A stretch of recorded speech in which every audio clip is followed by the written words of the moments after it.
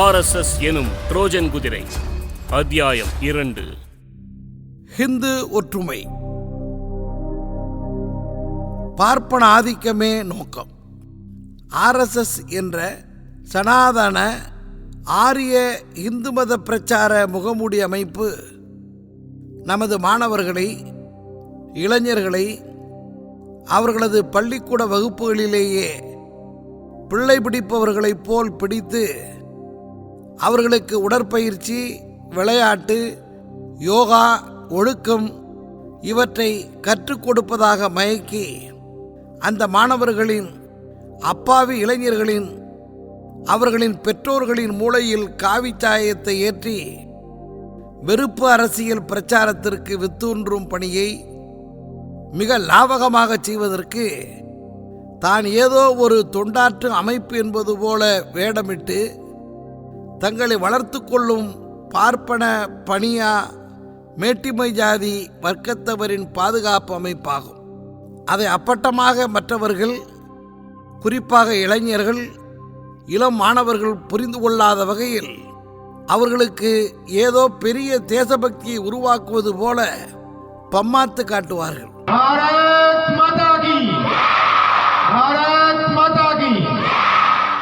நமது தமிழ் திராவிட பண்பாடு, நாகரிகம், கலாச்சாரத்தை அழித்து நாடு முழுவதிலும் ஒரே மொழி சமஸ்கிருதம், ஒரே மதம் வேத மதம், ஆரிய வர்ணாசிரம சனாதன மதமான ஹிந்து மதம் மட்டுமே ஆட்சி புரியும் இந்து ராஷ்டிரம் உருவாக்குவோம் என்பார்கள்.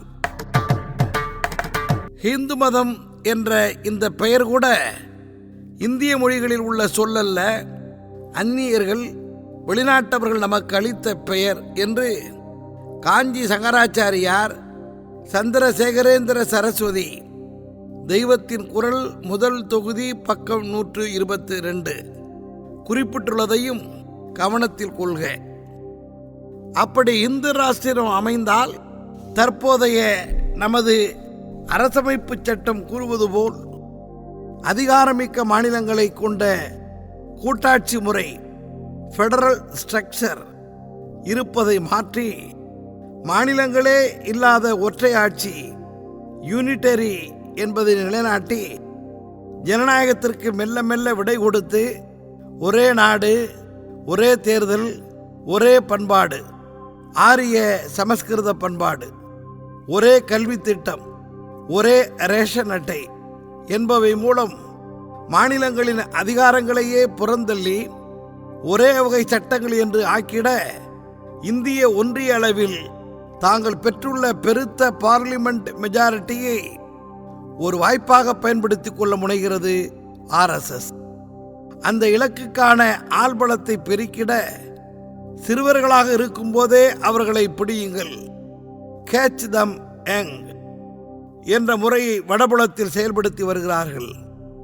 ஒரே நாடு, ஒரே மதம், ஒரே பண்பாடு, ஒரே மொழி, ஒரே கலாச்சாரம், ஒரே நாகரிகம், ஒரே தேர்தல், ஒரே ரேஷன் கார்டு என்று கூறி வேகமாக செயல்படும் இந்த ஆர்எஸ்எஸ் பாஜகவின் தலைமை மக்கள் அனைவரும் ஒரே ஜாதி, அனைவரும் சமம், இனிமேல் ஜாதிக்கு இங்கு இடமில்லை, தீண்டாமைக்கு இங்கே இடமில்லை, ஜாதியின் சின்னங்களையும் ஜாதியை நடைமுறையில் காப்பாற்றும் சட்டங்களையும் சம்பிரதாய சடங்குகளையும் ஒழித்து இதோ ஓர் அவசர சட்டம் போட்டுள்ளோம், ஜாதிக்கு காரணமான இந்து மதத்தில் இனி ஜாதிக்கு இடமே இல்லை என்று சட்டம் மூலம் பிரகடனப்படுத்த ஏன் தயாராக இல்லை என்ற நம் கேள்விக்கு இதுவரை பதிலில்லை. ஜாதி ஒழிப்பு பற்றி எவ்வளவு மழுப்பி ஆர்எஸ்எஸ் அமைப்பின் மேலாள் MS கோல்வால்கர் அவரது ஞானகங்கு எனப்படும் பஞ்சாப் தாட்ஸ் என்ற ஆங்கில நூலின் தமிழ் மொழிபெயர்ப்பு நூலில் ஜாதி வர்ண தர்மத்தை எப்படி வெளிப்படையாக நியாயப்படுத்தி உள்ளார் என்பதை ஏற்கனவே முதல் அத்தியாயத்தில் எடுத்து காட்டினோம். மேலும் வருண அமைப்பில் தோன்றிய உயர்ந்தோர் தாழ்ந்தோர் என்ற ஏற்றத்தாழ்வு உணர்வு சமீப காலத்தில் தோன்றியதாகும். பிரித்தாளும் கொள்கையை பின்பற்றிய பிரிட்டிஷாரின் தந்திரத்தால் இப்போக்கு ஏற்றத்தாழ்வு உணர்வு உருவானது. ஞானகங்கை பக்கம் 162 என்கிறார். எவ்வளவு பெரிய முழு பூசணிக்காயை சோற்றில் மறைக்கும் பெரும் புழுகு இது! ராமாயணமும் பாரதமும் மனுதர்மமும் பகவத்கீதையும் பாகவதமும் பிரிட்டிஷ்காரனுக்கு பின்னால் எழுதப்பட்டவையா? ராமாயணத்தில் சம்பூகன் என்ற சூத்திரன் தவம் செய்ததால் ராமராஜ்யத்தில் பிராமண சிறுவன் இறந்தான் என்று பிராமணர்கள் ராமனிடம் முறையிட, ராமன் புறப்பட்டு சம்பூகனை கண்டதுண்டமாக வெட்டினான் என்ற கதையின் தத்துவம் வர்ண பாதுகாப்பு, மேல்கீழ் தர்மம் வலியுறுத்தல் அல்லாமல் வேறு என்ன? மகாபாரதத்தில் பஞ்சபாண்டவர்களில் ஒருவனான அர்ஜுனன் காட்டில் இருந்த ஏகலைவன் துரோணாச்சாரியார் கதையில் ஏகலைவனின் கட்டை விரலை குருதட்சணையாக வாங்கிய வர்ண தர்ம பாதுகாப்பு அநீதி பிரிட்டிஷார் வந்த பிறகு அவன் எழுதிய கதையா? பிரிட்டிஷார் வந்த பிறகுதானே கல்வியில் துரோணாச்சாரியார்களையும் ஏகலைவன்களையும் இணைத்து பாடஞ்சொல்லி கல்வி கற்பிக்கும் நிலை ஏற்பட்டது. எப்படி உண்மையை தலைகீழாக புரட்டி போட்டு பொய் நெல்லை குத்தி ஏமாந்தவர்களுக்கு விருந்து கொடுக்கிறார்கள் பார்த்தீர்களா? மனுதர்மத்தில் சூத்திரன் என்ற சொல்லுக்கு அடிமை சேகவன் என்று மட்டுமா பொருள்? அவனையும் அவன் தாயையும் இழிவுபடுத்தி தாசிபுத்திரன் தேவடியார் மகன். மனுதர்ம அத்தியாயம் 8 சுலோகம் 413 என்று சொல்லப்படவில்லையா? பகவத்கீதையில் பெண்களும் சூத்திரர்களும் பாவ யோனியிலிருந்து பிறந்தவர்கள் என்ற சுலோகம் பிரிட்டிஷ்காரன் எழுதியதா? அத்தியாயம் 9 சுலோகம் 32 சதுர்வர்ணம் மயா சிருஷ்டம் என்பது கடவுள் கிருஷ்ணன் கூற்று என்று பிரிட்டிஷ்காரனா எழுதினான். எத்தகைய பித்தலாட்டவாதம்! இந்த ஆரிய நால்வர்ண பேதத்திற்கு இன்னொரு விசித்திர விளக்கம் என்ன தெரியுமா? பிரம்மாவின் தலை, தோள், தொடை, கால் என்ற பிறப்பு அடிப்படை என்பது தொழில்களை பலருக்கு பங்கிட்டு தரும் நவீன டிவிஷன் ஆஃப் லேபர் போன்றது என்று ஒரு புதுவகை சமாதானம் சொன்னார்கள். அதற்குத்தான் புரட்சியாளர் doctor Ambedkar it is not division of labour, it is division of labourers என்று ஒரு வரியில் பதில் கூறினார் என்பதை முன்பே கண்டோம். ஆக உழைப்பவர்களை பிரித்து வைத்தார்கள். மற்ற 3 வர்ணத்தாருக்கும் பொறாமையின்றி பணிபுரியும் அடிமை என்பது சூத்திரனுக்கு பொழுக்குரியோனாக கருதப்படுவதன் அடையாளமாம். கல்வி உரிமை, அறிவு உரிமை, சொத்துரிமை, திருமண உரிமை ஏதுமற்றவன் என்று மனுதர்ம சாஸ்திரம் கூறுவதை அறவே மறைத்துத்தானே இப்படி ஒரு விளக்கம்?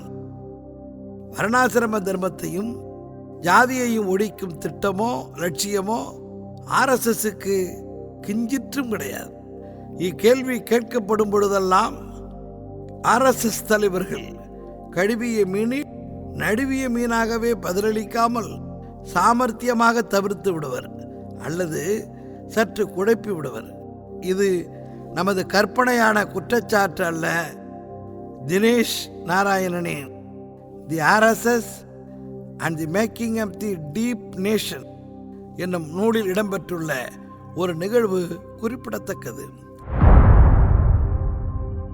At an internal RSS meeting in Kerala in 2014, Mohan Bhagavat, who was touring the state, faced a question from a Taluk Sank Salak.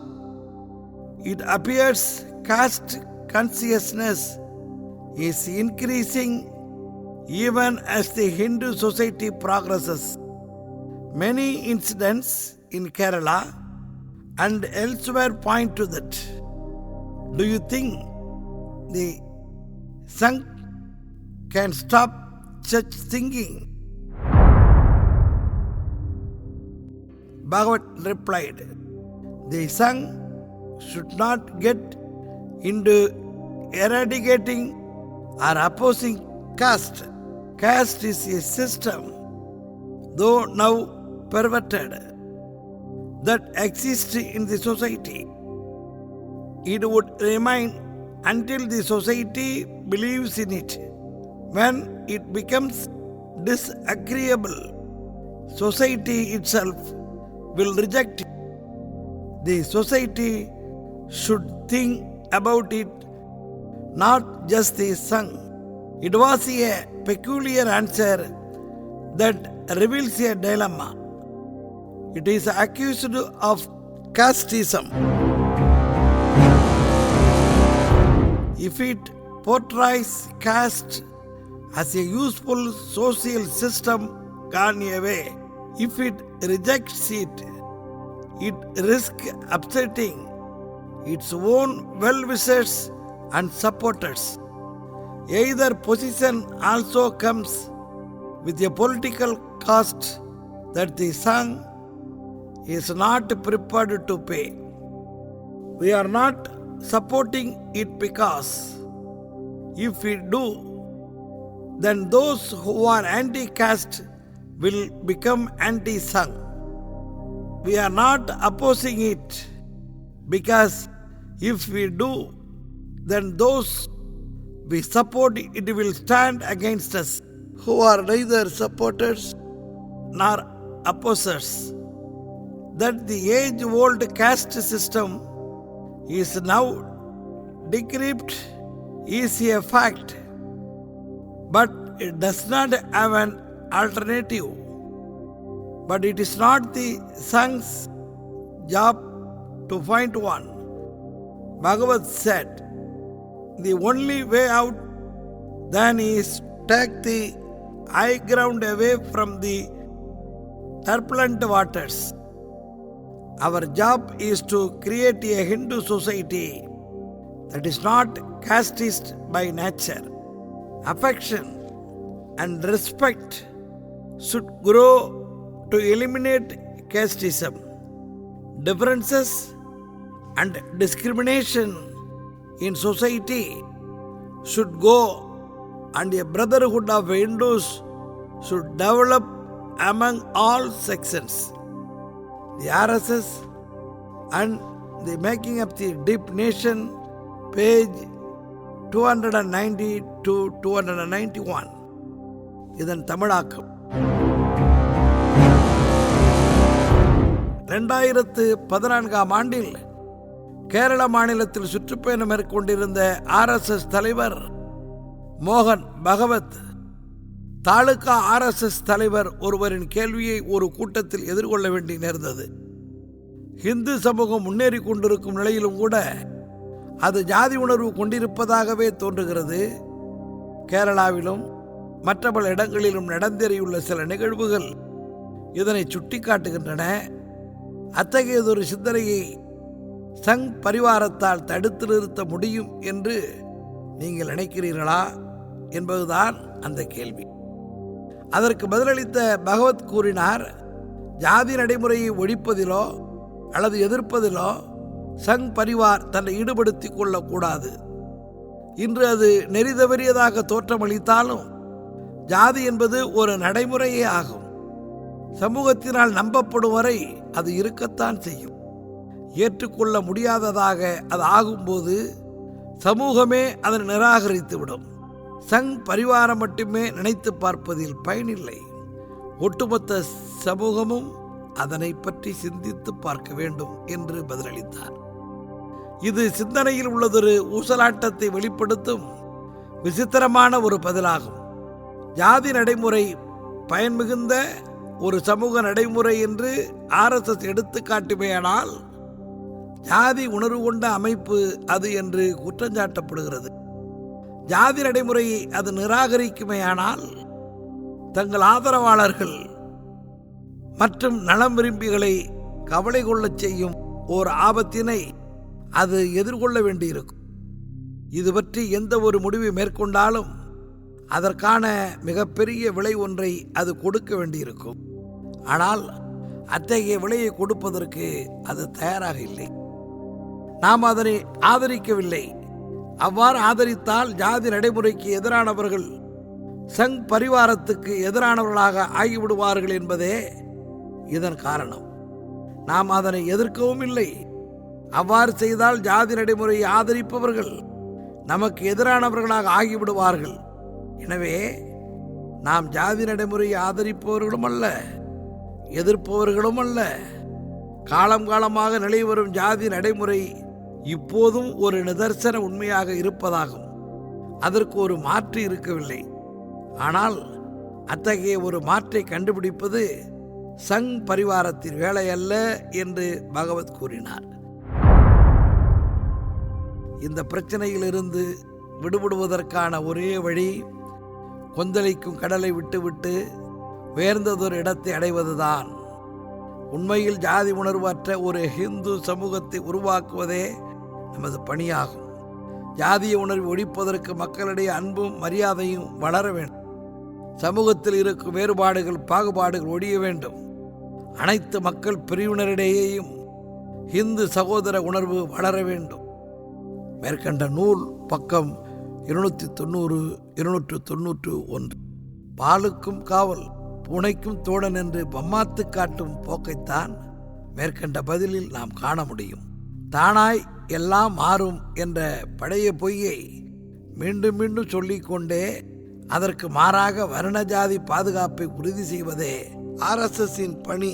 அடுத்தடுத்த அத்தியாயங்களில் அவற்றை விரிவாக பார்ப்போம். இதுவரை நீங்கள் கேட்டது RSS எனும் ட்ரோஜன் குதிரை என்ற ஒலி புத்தகத்தின் 2ஆம் அத்தியாயம். குரல் முனைவர் க. அன்பழகன். புத்தக வெளியீடு திராவிடர் கழகம். ஒலி புத்தக வெளியீடு பெரியார் பண்பலை. அடுத்தடுத்த அத்தியாயங்களை கேட்க இணைந்திருங்கள்.